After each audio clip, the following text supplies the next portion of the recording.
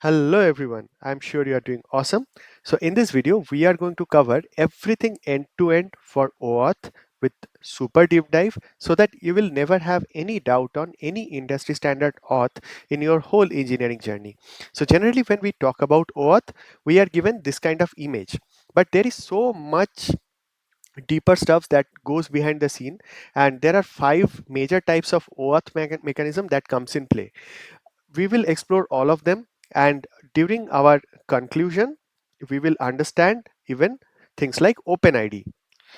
So let's get started. So let's take a little bit of step back. Suppose 20 years ago you are building a app called My Events, which will scrape all the local events, and your user can add it to their Google Calendar, like whatever the event that is their point of interest, they can just add it to the Google Calendar.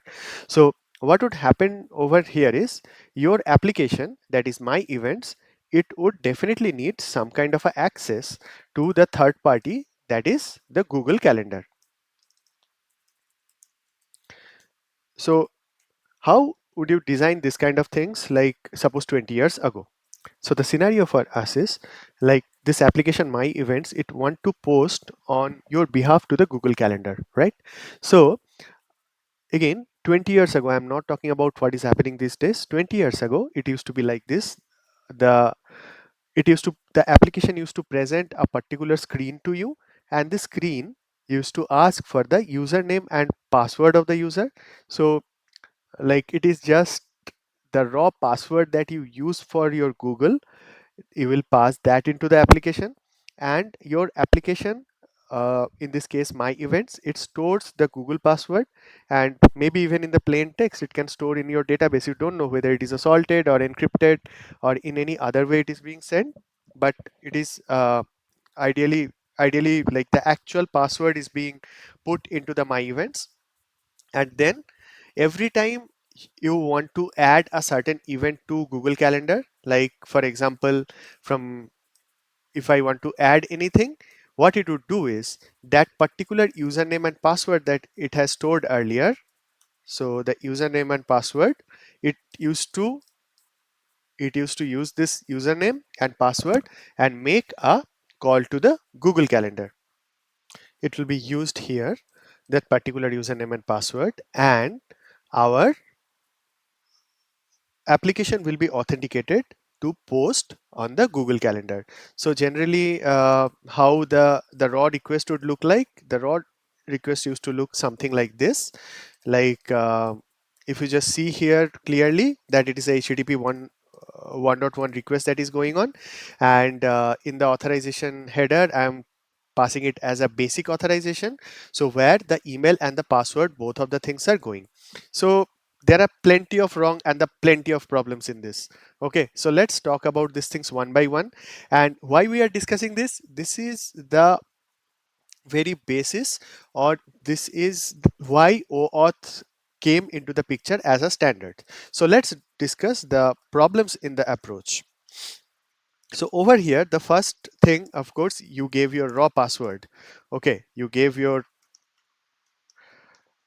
main email ID password, and any unauthorized app, suppose My Events is some kind of a malicious app is there, okay, and people just download it, and this kind of things used to happen a lot somewhere around like 2004 5, when this integrations keep integration was coming up with the web.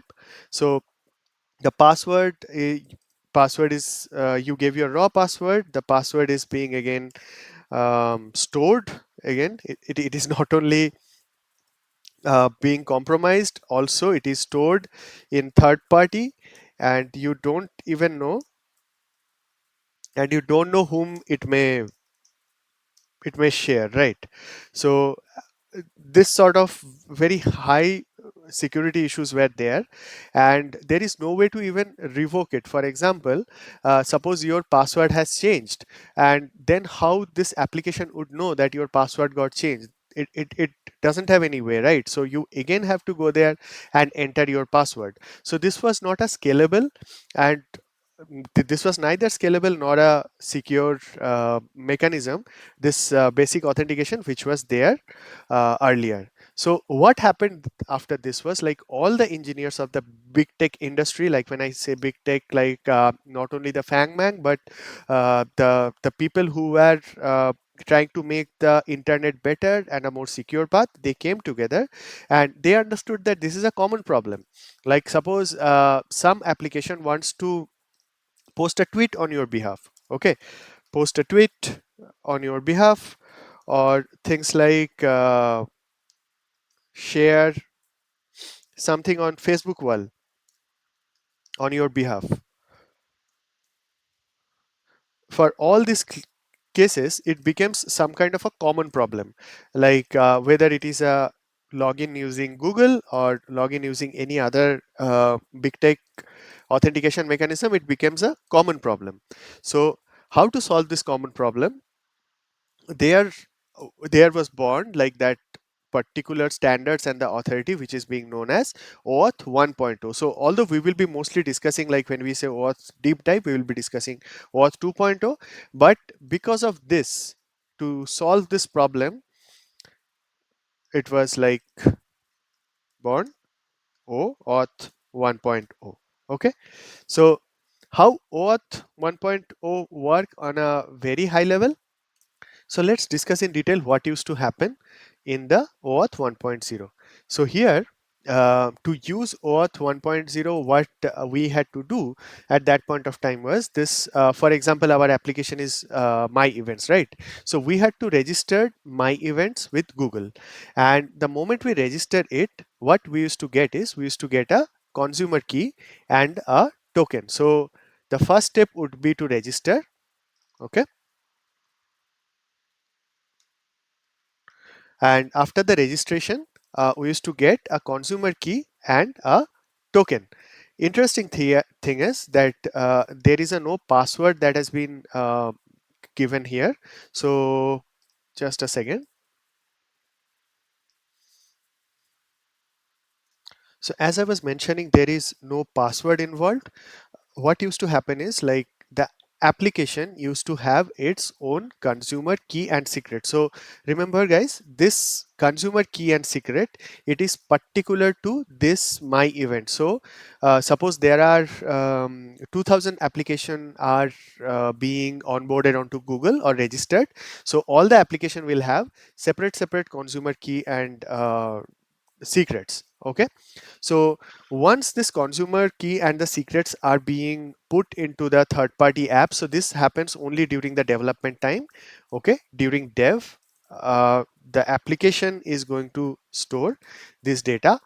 So then when the user start when users start using our application, so suppose user says ki, okay, you can post on my behalf, or he wants to post some kind of a, he want to post his activity. Okay, so what would happen at that point of time? Post activity to Google Calendar.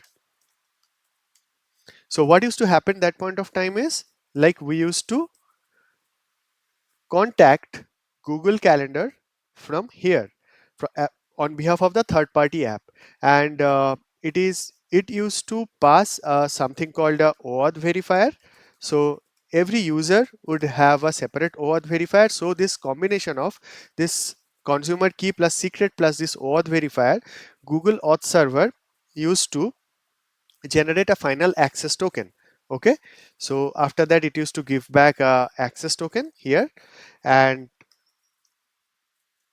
using this access token, then on behalf of user, by using this access token, we can post anything to the Google Calendar, right? So if you see this process over here, it has lot of caveats. For example, this consumer key and secret, it is a big bottleneck. Why? Because this thing is being stored into locally into this application. Now suppose you are developing a mobile app, right? So, and this particular app we are talking about, My Event, suppose is a mobile app. So I have to put my consumer key and secret into the mobile app, right? So, or like, even if I put somewhere into some cloud area, I anyway have to pull this data. So what would happen is, our application would locally getting have to get to this data, and that is a very big security vulnerability, because this any mobile application or any client application, there is always a risk of being a reverse engineer. And currently there are, if you are into mobility or mobile engineering, you will see that there are so many tools which just let you generate the whole code base from the binaries that are being there, like from the APK or the IPA. So the secrets can be easily extracted. If you see over here, the secrets can be easily extracted in this case. So that's why this whole like when smartphone exploded, this OAuth 1.0 became kind of a unusable in some way. And the experts, that the authority which came together and made OAuth 1.0, they they understood that they probably need something better in this process. So after this, there comes the giant of the authentication that is being adopted worldwide, that is OAuth 2.0 and the OpenID Connect, also known as OIDC, OpenID Connect. So we just have to delve into some of the fundamentals before getting into the primary five types of OAuth. So let's get into those one by one. So what is the basic difference between the OAuth 2.0 and the OpenID Connect? So just take an example of WhatsApp. We all know that WhatsApp store our backup into the Google Drive, right? So what are the things that WhatsApp wants to do for storing the backup? It wants to upload a file. Probably it want to create folder, and also it probably want to sync data, right? In a nightly sync, it keep on syncing the data. So the main magic is, it it doesn't need to know who you are. It it is not interested to get any of the thing for the user identity. It never learns about your name, email, profile picture. It is not interested in any of these things. What it is only interested to do is, it interested to do that there will be a folder into the Google Drive, and it should be able to store all its data into it should be able to sync all the data to the Google Drive.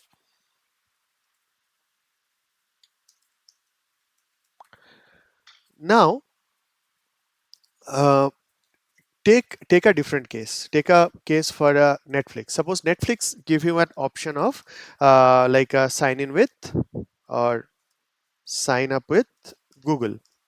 Okay. And with this sign up with Google, they need a number of information of your profile, because of your age, whatever the things that you are watching in your YouTube. It can create, or it can curate your viewing recommendation, right? So that is what Netflix does. It use OIDC in this place. So this, for WhatsApp we only use OAuth 2.0, and here we use OIDC. In OIDC, what happens is, all the details like who you are, your user profile, to show your name on the top right corner, and your things like your personalized recommendation,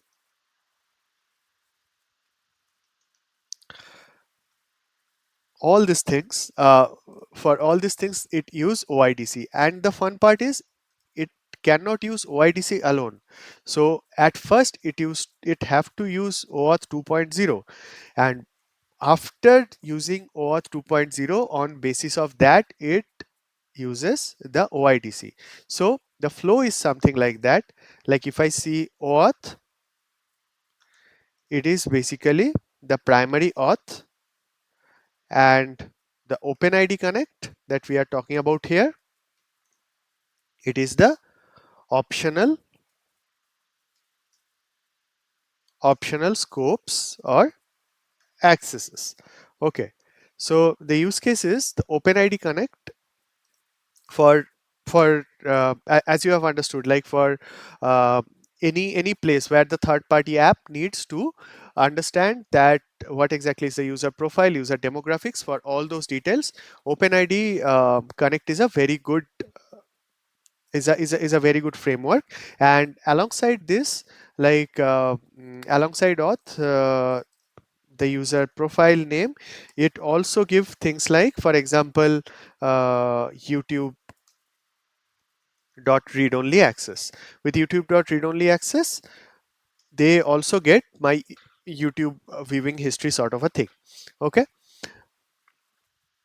And to conclude their relation, so OpenID Connect runs on top of the OAuth 2.0. OAuth 2.0 provides you the access and the identity and the scopes, as I was talking about, that the user demographics, username, email, profile photo, whatnot, all these things comes under the OpenID Connect. So I hope this part is clear to you. So now we are going to delve into some of the OAuth fundamentals through the examples, and we will learn some things about the API security also, which are very much required in terms of understanding the all the five basic types of OAuth that are being out there. Okay, so let's take this use case that Canva is is trying to develop a feature where they want to access the Google photos of the user so that those photos can be edited in Canva. I think you are aware of what Canva is.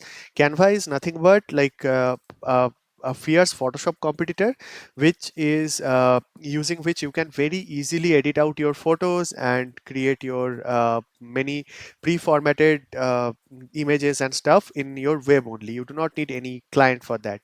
So they want to access the Google Photos for that. And so in this case, if I see, there are four major party will be involved in this whole process. So first thing is basically we like who is the final user and how the user is going to access it. User is going to use the browser, that is Chrome in my case.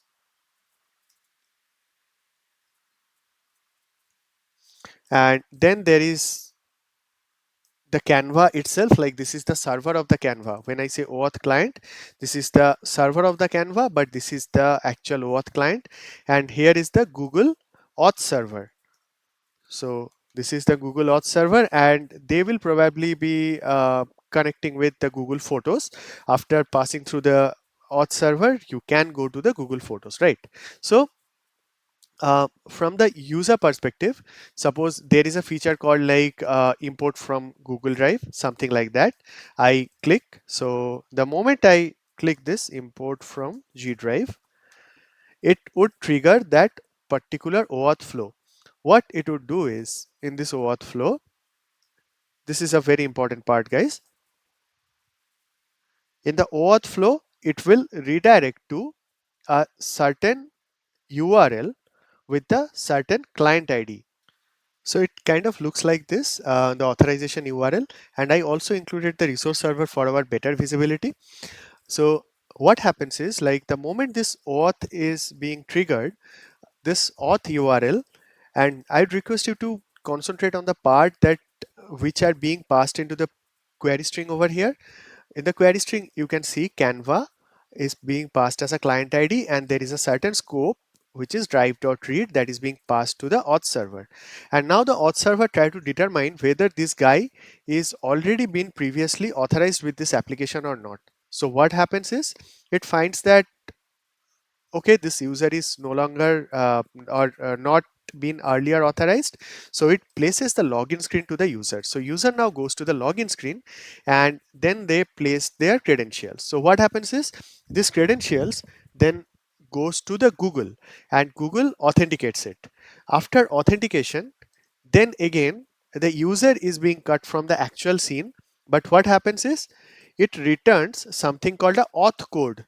You can just think as a code.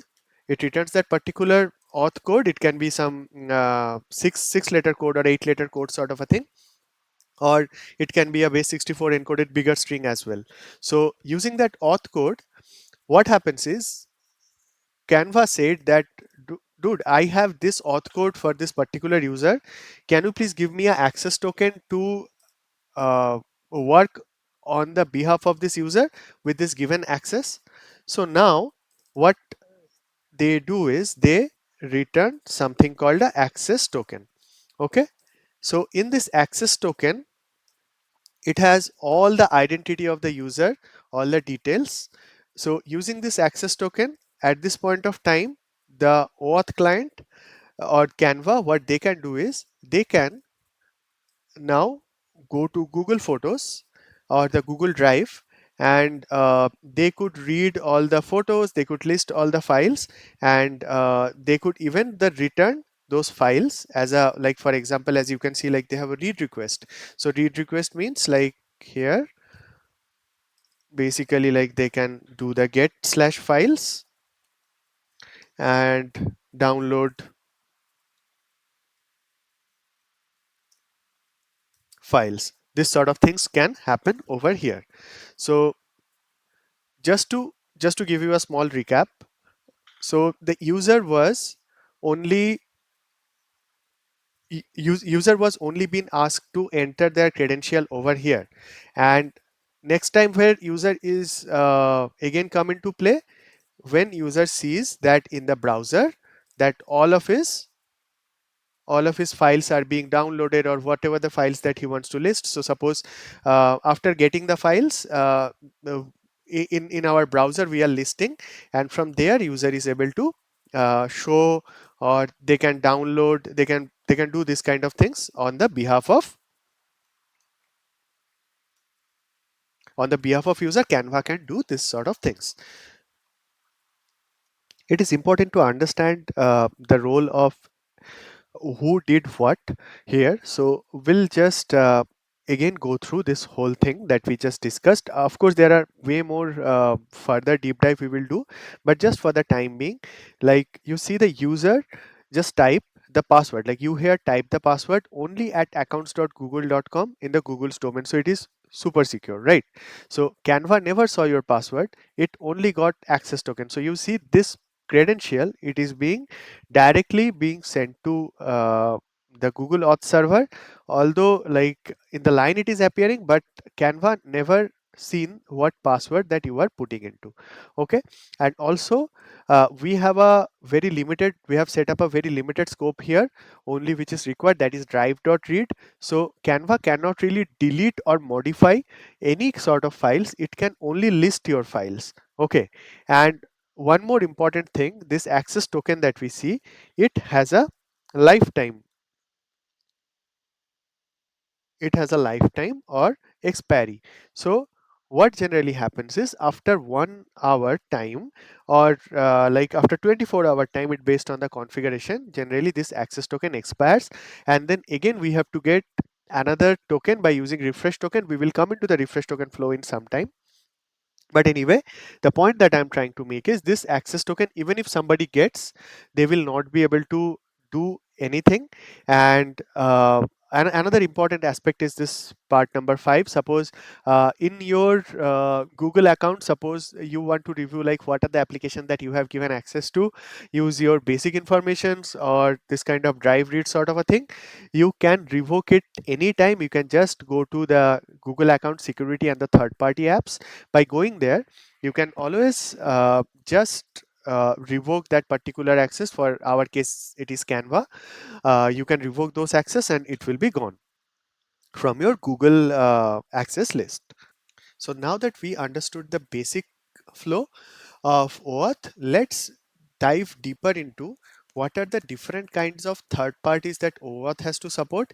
And the moment we understand that there are multiple parties and the multiple use cases, then we will understand why there are so many to name it, like or to count it, there are 5 types of different OAuth mechanism that has been introduced by the OAuth authority.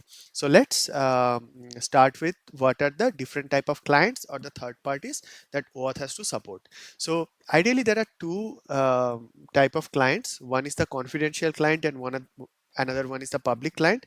We will go into the each other one by one. So what is the definition of a confidential client? So definition of a confidential client is the client who can securely store a client secret, like any key or code, that is a confidential client. And if you see, for example, the public clients are for example, like in mobile app, you cannot really securely store a client secret like a key or code, because like the moment it is being reversed engineered, people can access it. Any attacker or any unauthorized person can use it in some purposes. So how do we use OAuth for our confidential client? Let's take a user of like or let's take an example of Netflix. Okay, so suppose Netflix have this sign in with Google feature. We will just fully explore how it happens with Netflix end to end, and why do we call Netflix as a confidential client. So in this process, you can see there are four main parties, like you, the user. Using the browser, we are going to log into the Netflix, which is the OAuth client, and then the Google is the OAuth server. So what we are going to use is we are going to sign in with Google to go to the Google server. So the moment we press the sign in to the Google, what happens is it redirects to the Google OAuth. Okay, so the redirection happens. I will just write redirection here. And where does this redirection takes? The redirection takes it to the authorization. And the authorization looks like this. It passes the client ID and the redirect URI. And in that particular redirect URI, we get our auth code. Again, I repeat, guys, the authorization code that we get, this auth code we get in our redirect URI, which we have specified over here. So using this auth code, then what it does is it create another post request, and this post request is very interesting. In this post request, what are the thing that goes in this post request? Think like client ID, the token that has been sent, and also the client secret that is being passed. So when we were talking about the confidential client, this client ID and the client secret are being stored over here, right? That ID plus secret. And nobody could sneak into the OAuth client from the browser and see this, because this particular mechanism, if you see here, browser is not involved at all. Everything is happening like exchange of this client ID, exchange of this redirect URI, exchange of the client ID token plus secret. All this combination happens between the OAuth client and the OAuth server. So there is no risk of exposing anything from here. So then what happens is, then this guy would return the access token, and then using this access token,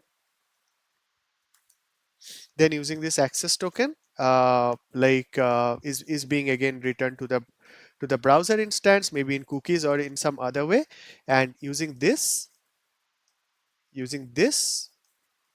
the user can it basically logs in, and OAuth client or the Netflix server over here, although we are calling it client, but this is basically a Netflix server which is working as a OAuth client. It gets all the data for the user if it is a OpenID connect sort of a thing, but the overall login works in this way.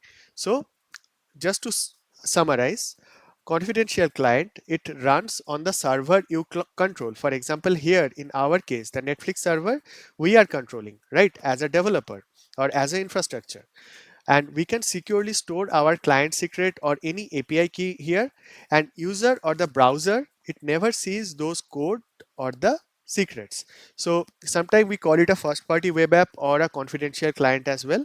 So this is how the whole login with Google happens, not only with Netflix, wherever across the world you go, everywhere, whoever uses this, everywhere it happens like this only.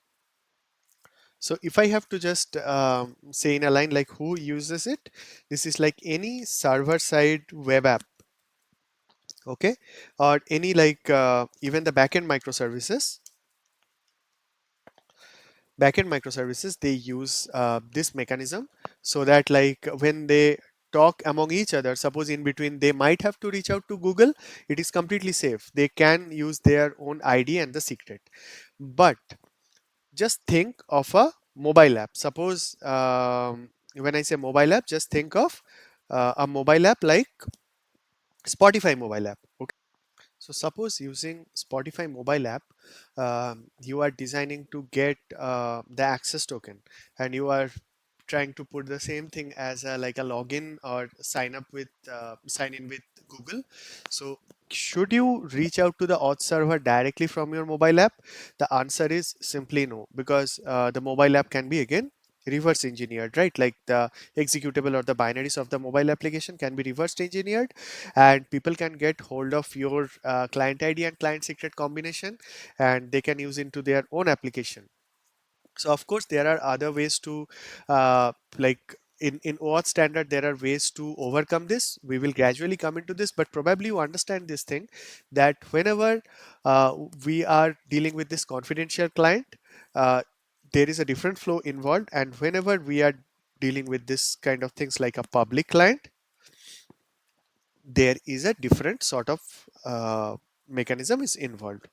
So this brings you to a very important question here. Like if you understood till this part, okay, this brings us to a very important question. Like in OAuth, not only the user identity, okay, not only the user identity, also the application identity is very important. Like whether it is coming from a completely backend channel or it is coming from some kind of a public channel. So understanding that is very important. So we will now go step by step to understand how this application identity can be established or can be identified using different OAuth mechanism. So there is four main component of the identity of the application. The first one is the client ID. So client ID is nothing but it identifies the app. Okay. After that, there is client secret. So what is client secret? It proves the app identity. It is kind of a secret. Only the it is not for the public client. Only the secured one, right? Like the confidential client, we have the client secrets there. And then there is something called redirect URI. Redirect URI is the place like where to send the user after the login. And there is something called PKCE, also known as proof key for code exchange. Okay, so these four are very important part: client ID, client secret, redirect URI, and PKCE. Now we will deep dive into each of these things and try to understand uh, why they are important and what is their role in the whole application identity in the OAuth flow. Okay, so client ID is nothing but it's a public identifier, as we were talking about. It is a public identifier. It uh, it, it, it, it just tells Google, suppose in case we are using for Google sign-in, that whether this client ID is registered or not. Okay, so client ID, like if in one or very simple word if I have to say, Google checks whether this guy is registered or not. That's all. Okay, then if yes, it shows the app name and the logo on the consent screen. Otherwise it blocks the request. So client secret is again very important thing. Client secret is kind of a the password of the app.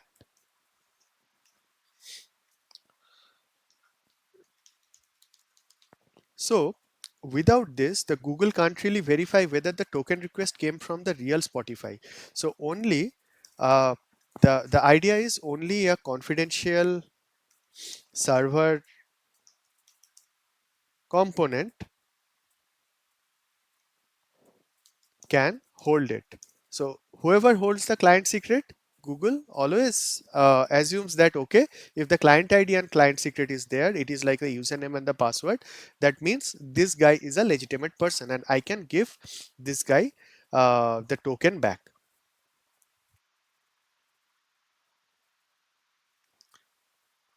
So redirect URI is the part through to which after login the Google sends the user back to. Okay, and the last part is PKCE. PKCE is again the proof key for code exchange. Why it exists? So suppose you do not have a client secret. So right now we were talking about this public client, right? This Spotify mobility app. Suppose we do not have a client secret. In this case, how do we verify that you are logging in via the legitimate app? So this mechanism of PKCE makes sure that we are logging in via a legitimate app, and PKCE always makes sure that even if somebody is trying to impersonate us as from the application identity side, our identity is being safe and no attacker could exploit this. We will anyway come to the detail of it right now. So let's discuss how PKCE prevents the impersonation attack. Okay, so over over there we generally click on the continue with Google, right? Whenever we are using things like the Spotify mobile app and we see there is a continue with Google button, we click on that. So what happens from there is two very interesting data gets generated the moment we click into this. What are this? Code verifier and the device code channel challenge.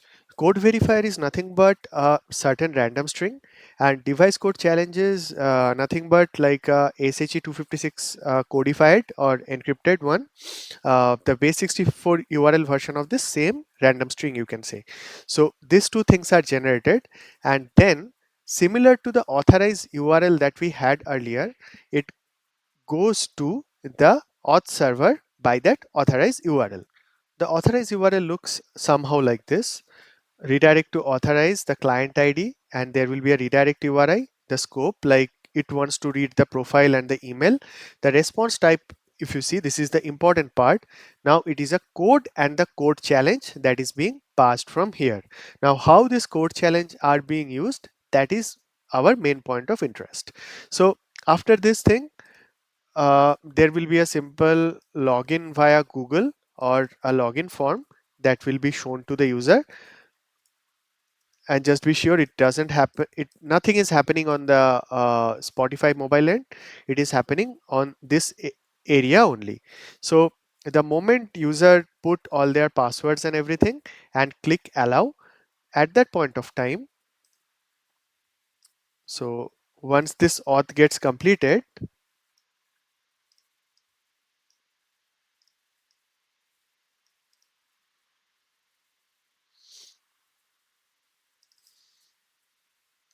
and this get allowed, at that point of time it redirected to this redirect URL. Okay, and from that redirect URL, so from the redirect URL we are to getting this auth code, right? Earlier also, if you remember, in this place we were talking about that we were getting some kind of a auth code.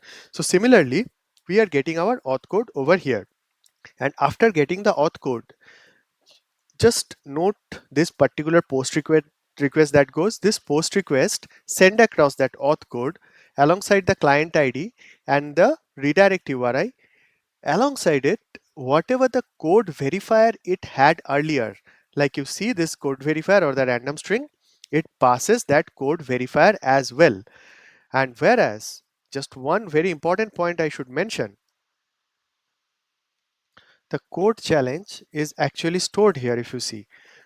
Okay, so this is the part like just lost into the battle, like initially I forgot to mention, but this is a very important thing, guys.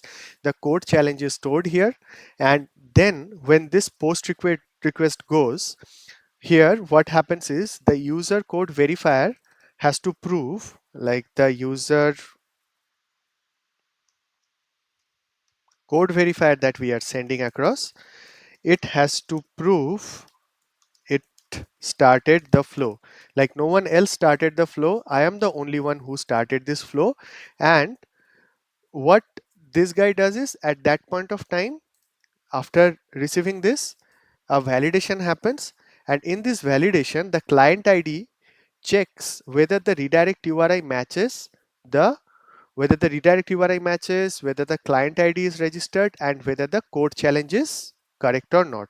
So here all these verifications are happening, like previously the client ID and the client secret and the redirect URI used to get matched. Now here this, the redirect URI, to make sure that no one else can send it, and also the code challenge which is being stored, it verifies with it, And once everything succeeded, then only it tells that now you can request your ID and the access token, and at this point of time the actual access token is being returned. Access token, and if required the ID token as well. Now we will come into further details at the end of our discussion, that how access token and ID token is different, and it is a very important aspect of OAuth. But I hope this part got clear to you. If not, we will take another example just to make this flow clear, because PKCE is very very important. So I want all of you to understand this part like in a complete transparent way.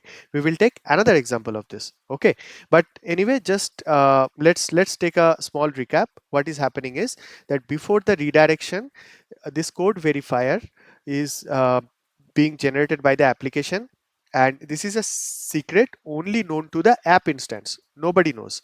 Then it calls the authorize. As you can see over here, it sends that particular code challenge which is being generated from this code verifier only.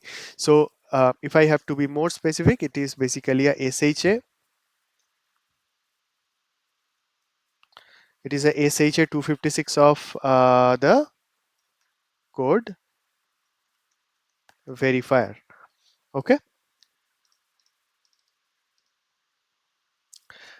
and after this code verifier, the Google checks whether this after this login form is being submitted, the Google checks whatever the code challenge that it has stored earlier, whether it matches or not, because the code verifier again I am sending. Okay, so again I'm not sending the code challenge this time. I'm only sending the code verifier, and this server already knows the SHA and all the base64 encoding it has to do.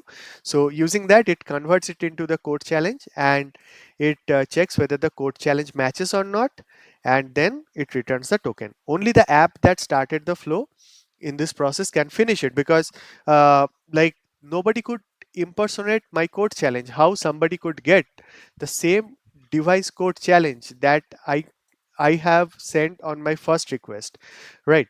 So nobody will be able to impersonate that, and alongside that there is the client ID, client the redirect URI, many thing is being put into the place. Now you might be wondering, what if somebody try to sniff that code verifier? We've, that is what we will try to explore in our next example. Like even if somebody sniffs, how this whole process become completely foolproof. So by this time, I hope you understood a very important thing. Although it is a single application, okay, like from the technology or from the business perspective, suppose it is there is an application like Spotify, but when it runs into the browser,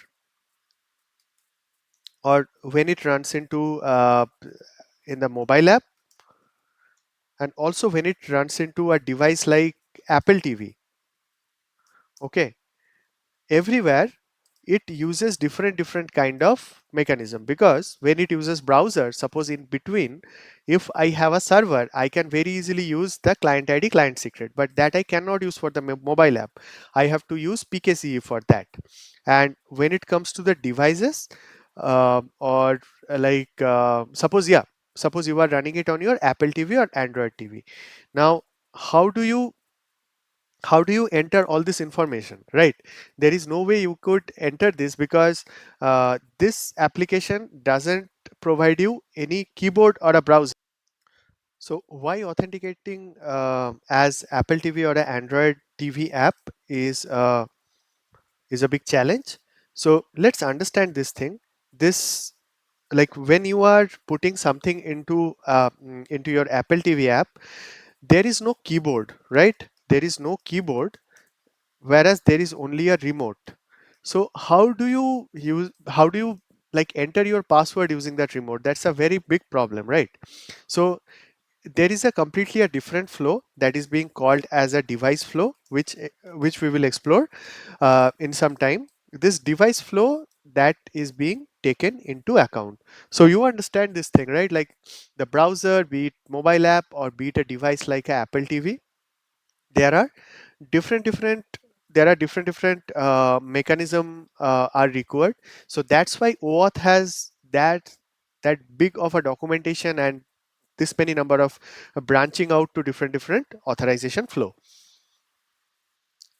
So just to put it into the perspective, like the iOS app, the Apple TV app, or the backend services, how they work, there are different kind of uh, OAuth mechanism that comes into play. For the iOS app, this is auth code plus PKCE.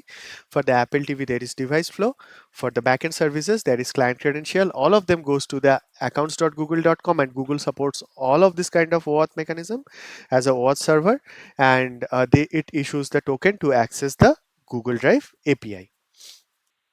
So in PKC, this example, we will try to see what happens with Canva. Okay, so suppose Canva using Google Auth server, it wants to get into the resources of my photos.google.com or my drive.google.com, and from there, how exactly this process can be vulnerable without PKCE, and how PKCE prevents any sort of attack over here. So suppose there is an attacker or a hacker before this user. it creates a it creates its own OAuth flow. So in this OAuth flow, what it does is, like, it will try to get a certain authorization code, and using everything, suppose it gets the authorization code from here. Okay, and it is not getting the access token, it is just getting the auth code. Okay, this is the important part. So I am just naming it as a malicious auth code. So it gets this malicious auth code and it stores within it.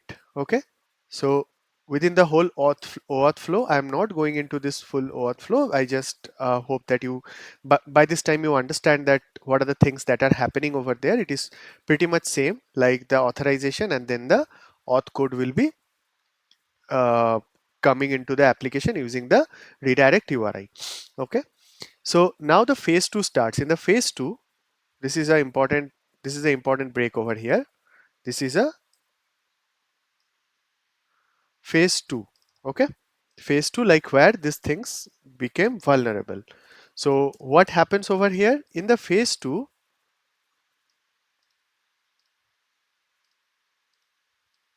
We, like, the victim or the user, he initiates the same sort of a thing. Okay, and when the malicious code was about to be returned to the user, somehow the the malicious code is being injected here. So suppose here the user is starting the OAuth flow. Okay, so this is the user OAuth flow, and this is the hacker OAuth flow. So hacker OAuth flow, it hasn't completed getting the access token, it only took the auth code. Okay, so after the OAuth flow, when it gets back the auth code, this guy,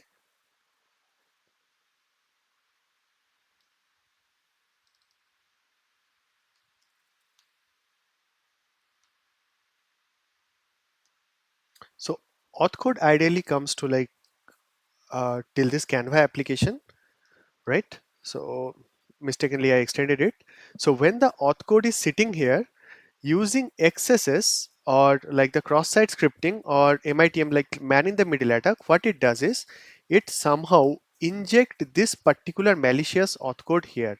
So now at this place, the malicious auth code will be sitting. Okay, so now you can see this guy has a malicious auth code, and when the next post or the token request goes, how does this token request looks like? The token request looks little bit like this. Like, it will have the grant type of authorization code, the client ID and the client secret already is being hacked earlier from the Canva server, right? So this guy already, what are the things it has to hack? It has the client ID, it has the client secret, and also it has this particular malicious auth code. So all these three things it has. Now all these three things are being passed and there is a certain redirect URI is being given. Now although it will show that the victim or the user is successfully connected to Google Drive, but whose Google Drive it is connecting? It is connected to the hacker's Google Drive. Okay, so what happens is if the user wants to do some kind of, suppose this is a premium user, okay, and user wants to do some kind of a activity. Now the hackers could push its files through this user account, because now from this user's premium account, all this client ID, client secret and everything it is using, and it is like the part that it is injecting is the malicious code. So this is the, like using MITM, like the man in the middle attack or XSS, this thing can be injected over here. So this is the main problem that was happening due to the normal flow without using PKCE. And there are many cases, like there are cases like you can just look up, there is a case of Grammarly vulnerability that has happened in 2023. So this is happening quite similar to this process that we just discussed. And to eradicate this, what exactly that has been done to make sure that this never happens? This user will have this code verifiers, and this code verifiers will be sent to prevent this. This code verifiers will be sent uh, from the user to the auth server via the authorization request. So in that case, every time we validate this code, like the malicious code validation will fail, because malicious code validation would fail as it would not pass the device code challenge. Because device code challenge is completely unique to this user only, and of course because it is being generated on the fly over here, so the hacker couldn't really get into the code verifier or the device code challenge over here. And even if he sniffs this out, the malicious auth code that he has, right, the malicious auth code earlier the hacker has, this particular malicious auth code will never match with this code verifier or the device code challenge. So now you understand that it is not only the auth code. Now we started using we started using things like this code verifier and the device code challenge, and which makes this completely impenetrable with this PKCE. And one important note, OAuth 2.1 onwards, like it is already in the draft, so the PKCE would become mandatory. Now, this will probably make some of the implementation a little bit more time consuming, but this makes a completely impenetrable wall, because there are a multi-level of uh, access that is being controlled using the code verifier and the auth code. So now let's start talking about the OAuth for the IoT and the smart home devices. So when we are talking about the smart home or the IoT devices, if we see over here, like it can be things like the smart TV, Android or Apple TV. There are things like the temperature controller and even the freezer. Everything is gradually becoming smart day by day. But the million dollar question here is, how do I make the user sign in? So the first thing, if I see, there is no browser in it, right? For example, there is no browser. So I cannot really take that client credential flow that I have used earlier, that redirecting the user to something and then opening up the in between page and then going back and forth. Also, there is no keyboard. Generally, like if you see any smartphone devices, including the TV, it has only a remote. So typing a password letter by letter is super slow via that remote. And also, like if you think that using the voice assistants I will do, like all of the systems doesn't have the voice assistant support. For example, although things like Alexa do have voice assistant support, or Google Home do have that, but the things like Apple TV or the smart refrigerators, they do not really have the voice assistant support. So we cannot really use this kind of things like the browser, keyboard, or even the voice assistants. So now the OAuth authority, they had to be really very innovative to get a different flow, which we will right now discuss, a different flow into the picture, which is being known as a device flow. So let's talk about the device flow. Here you can see, like other than Apple TV, also a new entity has been introduced, that is the user iPhone, and how uniquely it is used in this whole flow, we will just see over here after we after we understand how these things are tied together. Okay, so generally when you are turning your Apple TV on, you will see something like this sign in button, and what would happen is from this sign in, there is a certain post request goes, and the post request looks like something like this, where you can see the device is sending a certain code client ID and also certain profile, nothing else. It is not sharing, or it is not sending across anything like a client secret or any other details. Okay, so what would happen here is, uh, the moment for this particular client ID and for particular this scope, when we will get this, the moment the auth server get this request, after getting this request, it returns this tuple.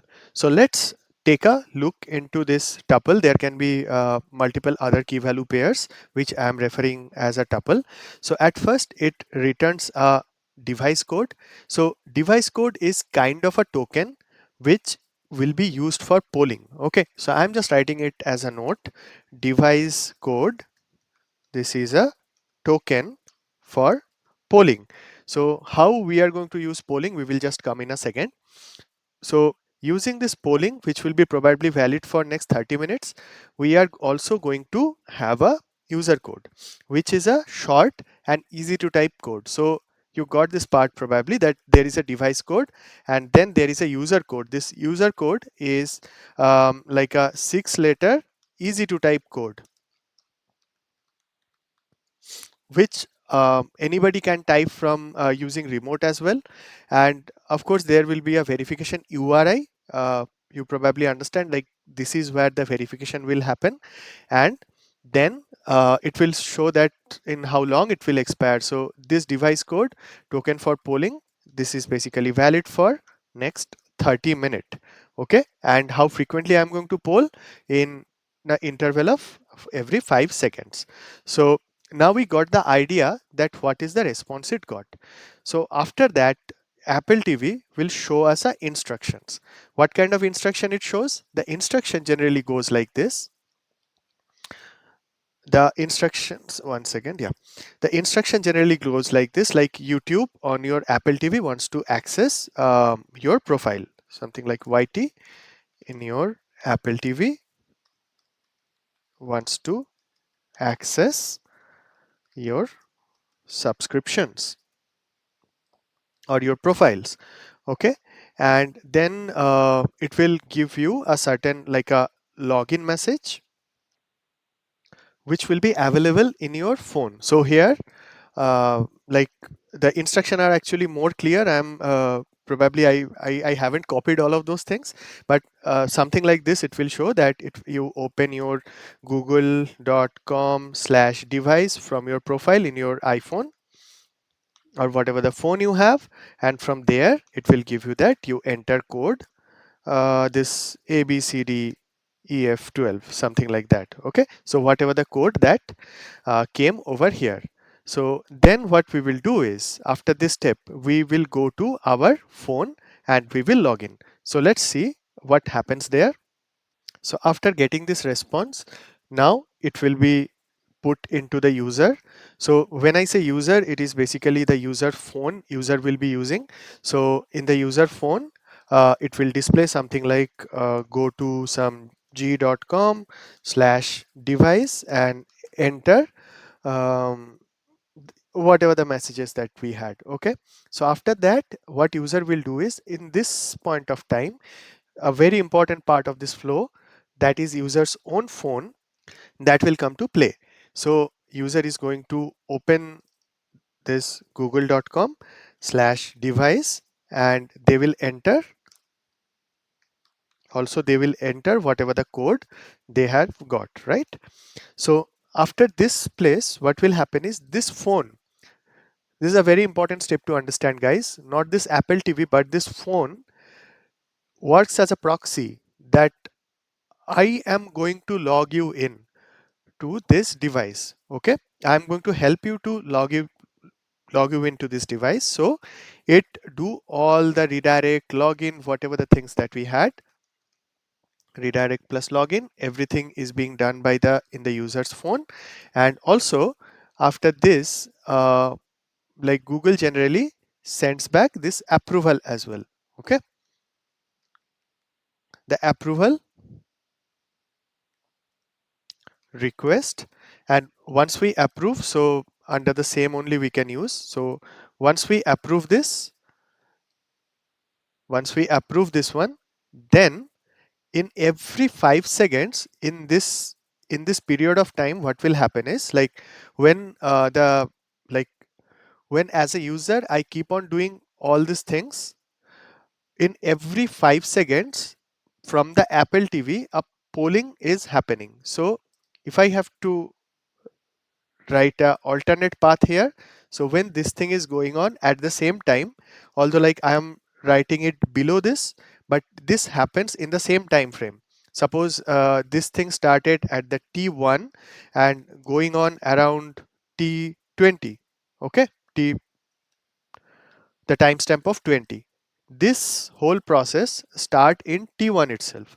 So what happens in this process, the polling that we were talking about, we just talked about this polling, right? When we talked about this device code flow, we talked about polling. So polling starts here. What polling generally does in this point of time? So it keep on poll the endpoint in the Google Auth server. Okay, so I will just write it here. Keep on polling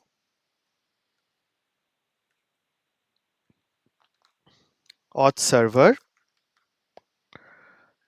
to check the Auth status. And what is the exact URI it keep on hitting? The URI it got from here, like this is the verification URI and this is the device code. Okay, so this particular part, this is our verification URI and this is the code. So what it will do is it generally takes this whole request, like the to this one post to this one, it will keep on posting from here. And then okay, let me move it for clearer view. So this is the post request that keep on going over here. So what happens is in the first few responses, okay, so in the first few responses it will get that the auth is pending. So here it will keep on getting that the auth pending message from here.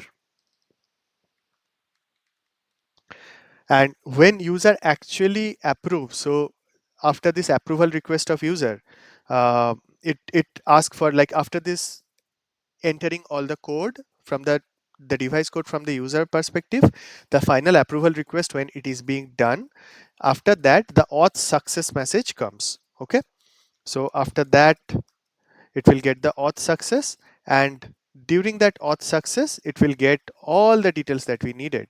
For example, the access token, the refresh token, and by what time it will expire, all the details it will get. And in the subsequent request, so all these things it got, what it will do is in the subsequent request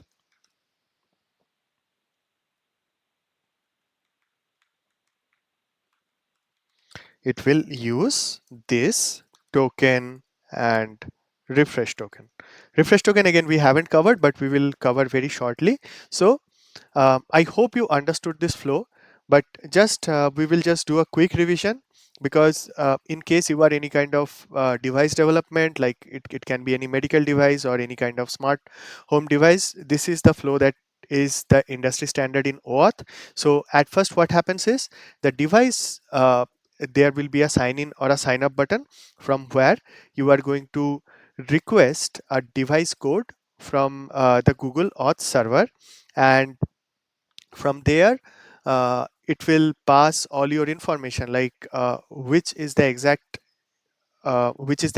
device, and if you want to log into this device, what will be the user code, what will be the current device code, all of these things it returns.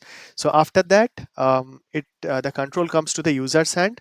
User can log on to any of his device, like it can be iPhone, it can be Android, or any other thing using his laptop. He can go to his google.com device and enter the particular user code that is being given, and it does the redirect login for this particular user. So here, once user approve this, the auth server will return a particular success message against this polling. So what exactly this polling is, for every 5 seconds this Apple TV will keep on hitting the auth server by telling that, dude, this is my grant type, and this is my device type, and this is my client ID. For this particular device code that you see over here, do you have anything? The Apple TV keep on asking the auth server. So initially for few seconds, maybe by the time user completes his full approval process, the authentication will be pending, and once the auth is succeeded, it will return the access token, refresh token, and whatnot. And from here, what would happen is, like, if you see this Apple TV now,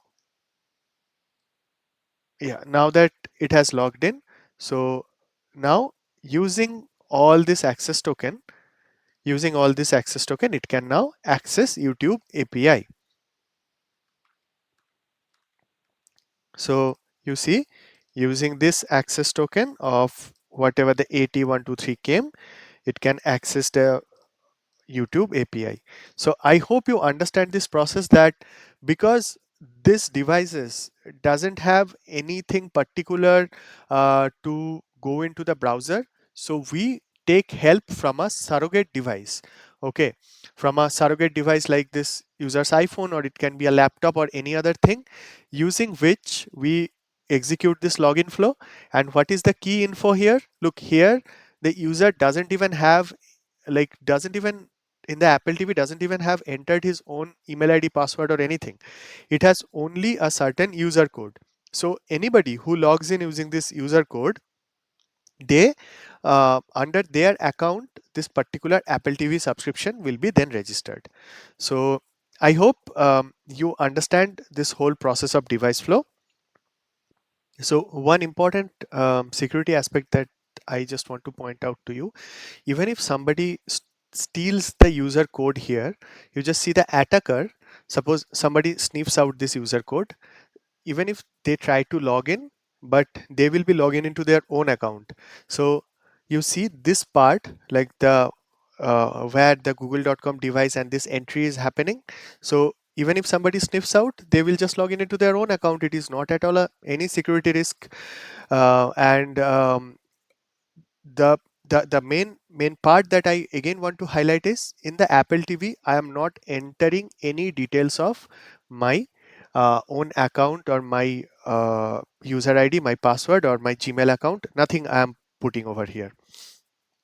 So since then, multiple time we have pondered upon the fact that this access token is secure. Why? Because it get expired in a certain stipulated time. Like here, you have this 3600 seconds. That means in a 1 hour it will be invalidated. So if it gets invalidated, then how does it gets validated again? So let's discuss about it, and in that aspect, refresh token is of utmost important. So now the fact that we have is access token, it gets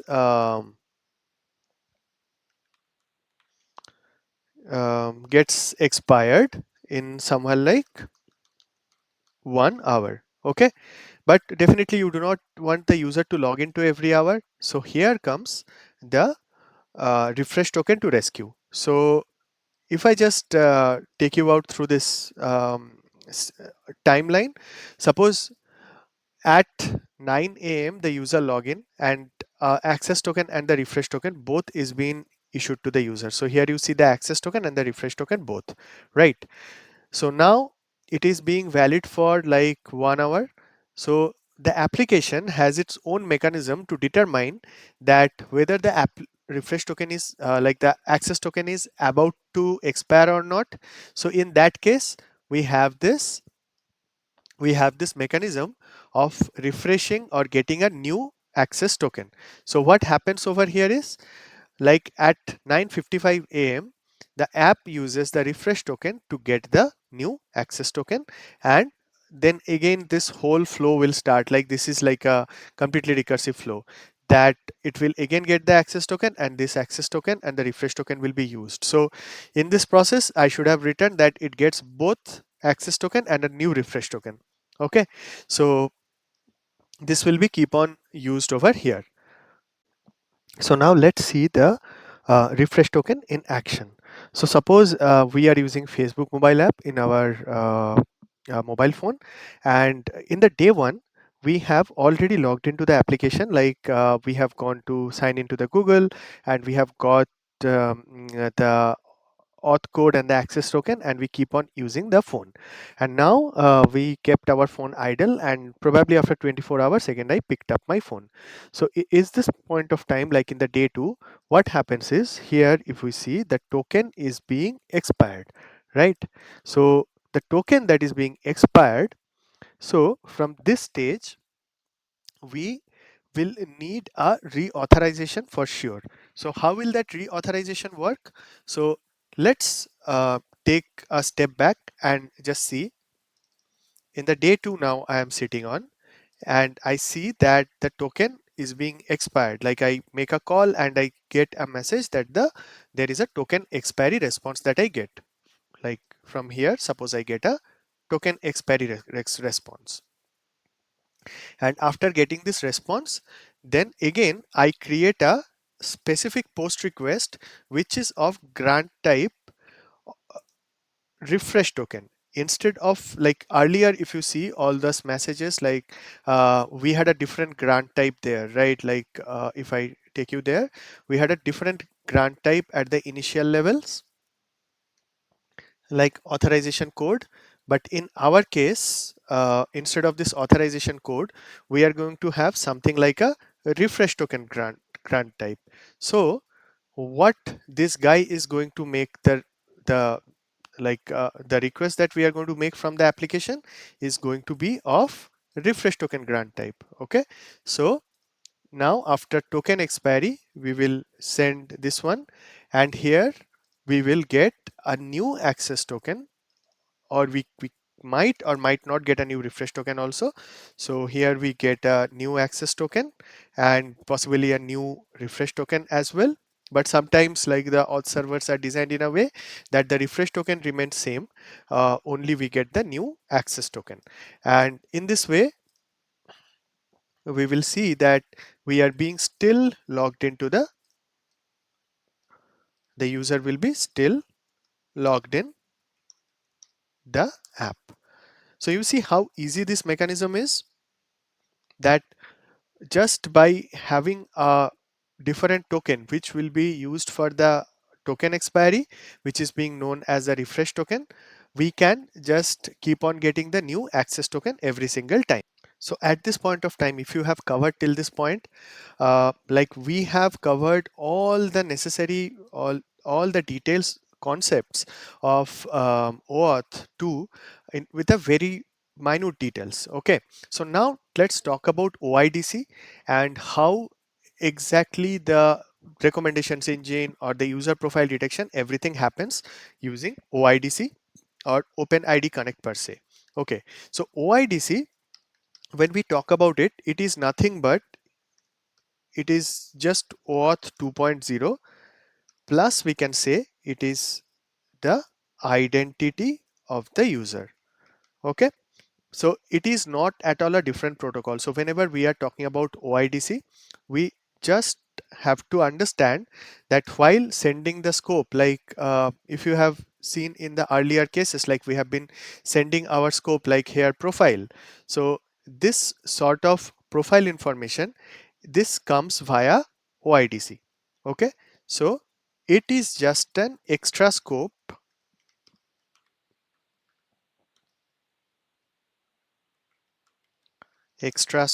in our auth request. Okay, so OAuth over here says like, if I have to just put it in a more layman's word, so OAuth tells you like what you can access, or you can you are authorized. OIDC tells you who you are, like your profile photos, your demographics, or even your YT recommendation, or rather your YouTube watch history. Okay, all this information that you see, this comes under the OIDC. So it is basically a same OAuth flow. What we are going to do is we are going to just pass a extra scope. Okay, and what we get back is, in this process we get two things back.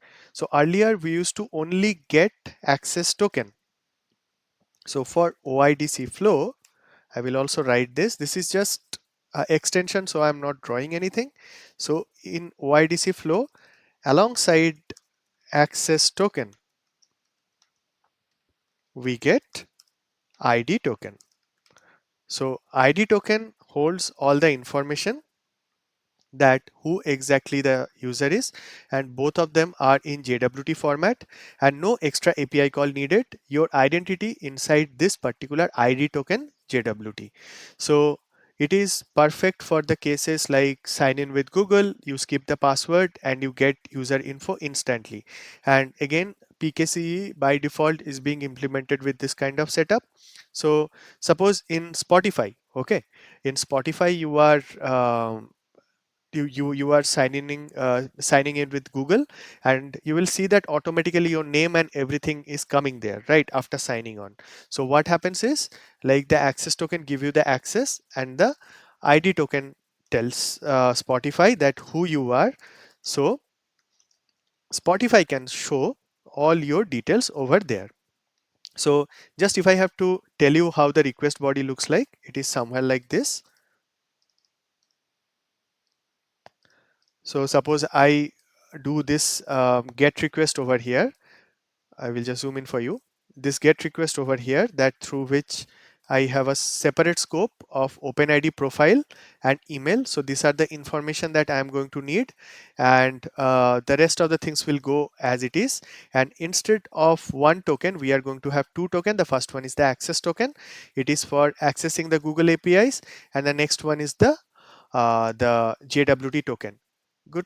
One main point that I want to highlight is, in case you want to understand JWT in very detail, the previous video that I have uploaded in this series only, that is on the JWT, and that is also very imperative in understanding the distributed authentication architecture. Okay, so okay, coming back to this discussion, the in reality, like the many apps, like you might see that they are returning only one token. So in many real world implementation, you will see that the only one JWT token that you can decode, and that application is like not using access token and the JWT token, both things separately. So only in case I need the user profile info, there I use this ID token. So this is not mandatory, only with the extra scope we get it. So I think you understand this, and do not confuse yourself that the that access token only has all the information regarding the user profile.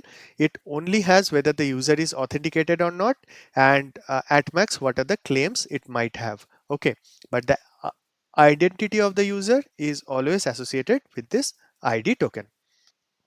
If you have made till this point, you really have done a great job. But we just have to conclude this humongous discussion now into this 5 basic or key authorization flow that we have covered everything in detail. So the first thing is the authorization code flow. Like whenever we have our confidential clients, take Netflix per se, okay, whichever not which are directly interacting with his own backend server and not directly reaching out to the Google Auth from the browser itself. For those kind of application, we use authorization code flow. And this authorization code flow, to make it further secure, like in case it is a public client like single page app, SPS, or the mobile application, so in this cases we used authorization code plus PKCE. So this is basically like in this case, it's a, instead of the client secret which we use in authorization code flow, we used a different kind of code key exchange over there. And then it comes about the implicit flow. So what exactly the implicit flow? It is basically, now these days, yeah, it are, these are deprecated. it is it is like uh, directly returning the response to the client itself instead of going through the token endpoint. So this is not at all useful. You can just read about it and you will understand why the implicit flow is no longer used. Then it becomes the client credentials grant. So the one that we used when two microservices are interacting among each other, where no user is required. So each of those microservices, they have their own identity, and that is why they call it the client credential. So client itself have their own credentials, and among the microservices, when this interaction happens, it happens with this client credential flow. And like few minutes ago, the last one that we discussed in detail, the device authorization flow, that is the last one. For example, all the smart TVs and the IoT, these devices, they uses this, or the YouTube and the Apple TV. These are the kind of examples that you could look at. So these are the five key auth flows, and out of those five, you see these four are being used, 1, 2, 4, and 5, and the implicit flow is no longer used. So I haven't discussed it in detail. You can read about it. So again, uh, I know it's been a really long video, but all these things need to be covered. Uh, so I hope this has been a useful investment of time for you. I'll be back with my next video in some time. Till then, stay awesome. Bye.